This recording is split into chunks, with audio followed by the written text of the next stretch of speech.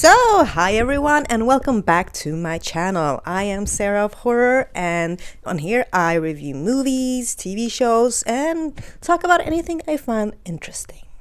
So this month, Slashuary is back, and I will be reviewing slasher movies throughout the entire month of January. Yeah, so I first introduced Slashuary back in, I think it was January 2021 probably, and then I did it for a few years or a couple of years, and then I took a break from my channel, took a break from Slashuary, from my monthly themed reviews. But since being back at the beginning of 2024, I have missed Slashuary. I thought it was a fun concept, and I love slasher movies. It's definitely one of my favorite subgenre within the horror genre, and it was one of the earliest subgenres that I began watching as a kid. I think I was 11, 12 when I seriously got into slasher movie with Scream, Halloween, Friday the 13th, all of those goodies. And then I kind of found my way to some more lesser known slasher movies, and now that I am a fully grown adult, I have seen most slasher movies, but there are so many that I haven't talked about on my channel yet. So I am happy to begin my Slashuary. And I wanted to match the vibe, 80s vibe, try to get my hair a bit bigger, but yeah, this will have to do, the makeup will have to do. But yes, let's begin with The House on Sorority Row. It is from 1982. It is directed by Mark Rossman. It's starring Kate McNeil, Eileen Davidson, Janice Ward, Robin Malloy, and Harley Jane Kozak. Okay, so in this one, we have the kind of classic plot of a prank going wrong. So after this prank goes wrong, the women at a sorority house are being stalked and murdered one by one while celebrating their graduation. So this was actually a rewatch for me. I had seen this film when I was much younger, but I did not really remember a lot from it. I don't think that I was that fond of this film when I first saw it when I was younger, and that is probably why I didn't remember a lot from it, or was kind of interested in rewatching it, because I do have a lot of slasher movie books on that goes through slasher movies, the history, etc. Since I have been rereading those, they have been talking, of course, about The House on Sorority Row, and it kind of piqued my interest a bit. And I was like, you know what? Let's rewatch it. Let's talk about it on Slashuary. And yeah, I finally got around to rewatching it, and I do think that I appreciate the film much more this time. I kind of remember some of the more fun and more popping details. Because the plot is it is a very usual plot for slasher movies of this era. We do know that a golden era for slasher movies lasted up until 1984, so 1982 is right in the middle of the golden era for slasher movies. And I do think that this one was very much appreciated when it came out. For today's standard, the plot and a lot of the plots for slasher movies are very, very cliche. They have been reused, but you know what?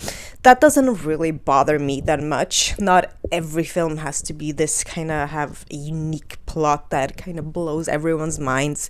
We're talking about slasher movie here. Not saying that slasher movies can't have a mind-blowing, plot. There have been many slasher movies with, reinvented and very unique and a different kind of take on slasher film. But we're talking about a slasher movie from 82, and the prank going wrong, and then someone stalking and murdering the women that were involved in said prank. It's very kind of typical, but it's also kind of, it's comforting, it feels familiar, and we also have Eileen Davidson, who maybe now she's more known as a Hollywood wife in the those TV shows. So yeah, that was kind of fun, and she was also on Days of Our Lives which my mom grew up. I grew up watching it because my mom was always watching it every day. I've seen so many episodes, but I do remember her very, very well. But yeah, in this one, so as soon as I saw her in this one, I kind of knew the vibe she would go for in this film, and yeah, that didn't disappoint me. I think she was good in this one. She got a character that fitted her role. I think some of the characters were kind of bland. We didn't really get to know some of them kind of enough.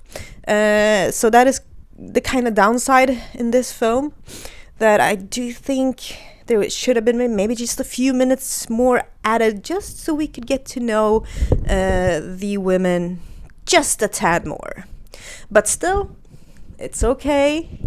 Slasher movies, that is kind of, sometimes that can be their kind of downside, and we know it. I know it. That is fine. But I do want to bring that up sometimes. And I do have to say, I did kind of like the scenery, the location in the sorority house. It was a good choice to have the sorority house, and also to have those words in the title, because it makes it memorable. And the kills, they are good, but could have been just a tad bit more bloodier and kind of a bit more graphic, because that is what slasher movies are known for: the graphic kills, or the fun ways and creative ways that people get killed. And I was kind of missing that. There was like one or two instances we have like a cane going in someone's eye. That was effective. That was good. We have a fun little head in a toilet, and that was just set really well, very memorable, very good shot. And then I also liked, there's a little kind of jester kind of toy, and then they take that kind of further, and I did like that. That was a good detail that I totally forgot after watching it the first time. But yeah, so there are some good things about this. I do like the kind of chasing scenes, the atmosphere, music. I think all of those are comfy. And then they tried to do something different with the ending. So I'm not going to spoil it. But I do appreciate and applaud them for that, because I see that they were going for something a little bit different. Maybe it did not work all the way, but it's still a fun and enjoyable slasher movie, in my opinion. So, what do I give this one? I'm giving it a 7 out of 10. Yeah, a 7 out of 10. I was thinking of giving it a 6 out of 10 first, but I think, I enjoyed this quite a bit, so a 7 out of 10 is more fitting. But yes, let's move on to the next slasher movie. So the next one is Girls' Night Out. It is also from 1982. It is directed by Robert Dobell, starring Julia Montgomery, James Carroll, Suzanne Barnes, Lauren Marie Taylor, and Laura Summer. So in this one, we have people at an Ohio college being stalked and murdered by their kind of mascot. It's a bear mascot, and they're being stalked and murdered while they're going on this scavenger hunt. So both of these movies that I'm talking about today is from 1982. So I didn't plan it, I promise. I just picked these movies out like randomly. One was a movie that I had a poll on my YouTube in my community tab, and I asked which of these movies do you want me to review, and most people had said Girls' Night Out, but you can still vote for the other options, and I will choose also the second one that got the second highest votes. So Girls' Night Out was the one that got highest votes, and this is one that I actually discovered quite late. So just a few years ago I saw it for the first time, and now I rewatched it because Arrow kind of released this one with a gorgeous cover. I mean, the cover is wow. So it was the cover that first made me want to watch this film.